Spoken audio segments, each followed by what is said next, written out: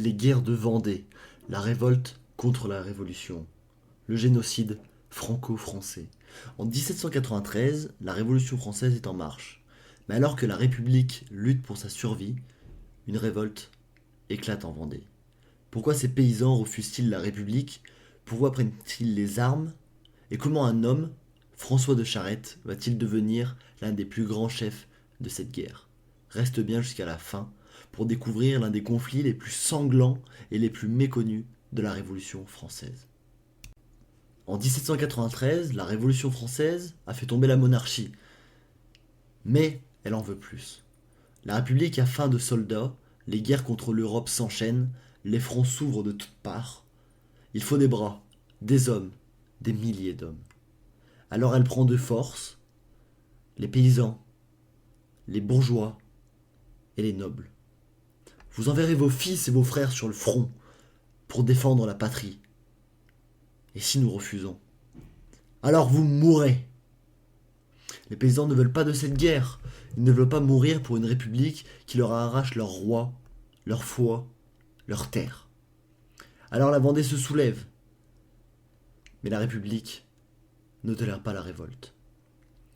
Tuer, brûler, exterminer. Voilà l'ordre. Ceci est l'histoire d'une guerre oubliée. Une guerre de massacre, de trahison et surtout de vengeance.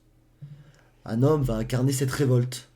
Un homme que la République ne pourra ni acheter ni briser. Charette. 1794. Il ne reste que des cendres et des cadavres. Les rivières charrient de corps gonflés par la mort. Les champs sont jonchés de restes humains calcinés. L'odeur de la chair brûlée se mêle à celle du sang.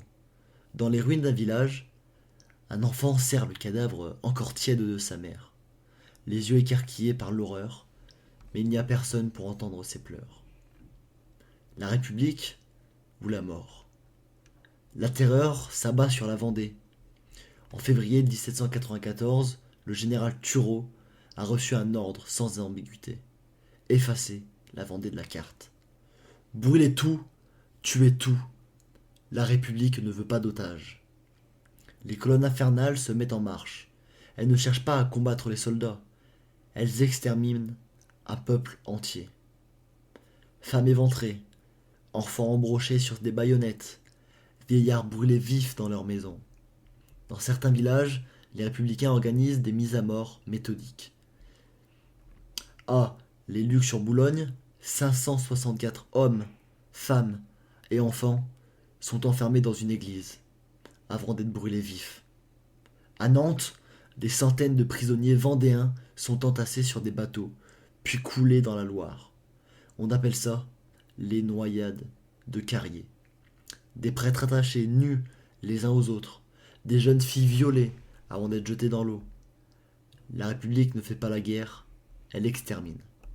Charette, le dernier loup. Pendant que la Vendée est mise à feu et à sang, Charette résiste. Son cri, combattons jusqu'aux derniers hommes. Sa devise, combattu souvent, battu parfois et abattu jamais. Il frappe les colonnes républicaines, là où elles s'y attendent le moins. Il tend des embuscades dans les marais, harcèle les soldats, détruit leurs convois. Il devient un fantôme que la République ne parvient pas d'attaquer. En 1795, il devient l'espoir des royalistes. On lui promet un débarquement anglais, l'appui du roi exilé. Mais tout échoue. Il se retrouve seul, traqué et épuisé. Le pacte du diable, la trahison de la République. En mars 1795, après des années de massacres, la République comprend qu'elle ne peut pas anéantir totalement la Vendée. Elle change de stratégie, offrir la paix. Déposez les armes et nous vous laisserons la paix. Charette hésite. Accepter, cela signifierait abandonner ces derniers hommes. Mais cela sauvera peut-être ce qu'il reste de la Vendée. Le traité de la Jaunaille est signé. La République promet de respecter la religion catholique et de ne plus imposer la conscription. Mais tout est un mensonge. Dès que les Vendéens déposent les armes, la République renie ses engagements. Les églises sont à nouveau persécutées, les prêtres réfractaires sont exécutés, et les anciens combattants royalistes sont arrêtés et fusillés. Charette comprend qu'il a été trahi. En 1796, le dernier combat est l'exécution de Charette. Charette est seul. Ses hommes tombent un à un. Et le 23 mars, il est encerclé dans une forêt près de la Chaboterie. Une balle le frappe à la mâchoire. Il tombe ensanglanté. Son uniforme est en lambeaux. Capturé, il est traîné à Nantes, enchaîné comme un chien. Puis le 29 mars, sur la place Viarme, il fait face au peloton d'exécution. Un silence de mort s'installe. Un officier s'approche. Voulez-vous qu'on vous bande les yeux? Charette lui sourit. Il redresse la tête. Soldat, tiré droit au cœur. Une détonation retentit. Le dernier chef vendéen tombe. Le sang coule sur le pavé. Conclusion, une guerre oubliée, un crime inavoué, une guerre civile ou un génocide, un peuple en révolte ou un massacre organisé par la République. Ce qui est certain, c'est que des milliers d'innocents sont morts, exterminés, simplement parce qu'ils refusaient la République. Et toi, qu'en penses-tu?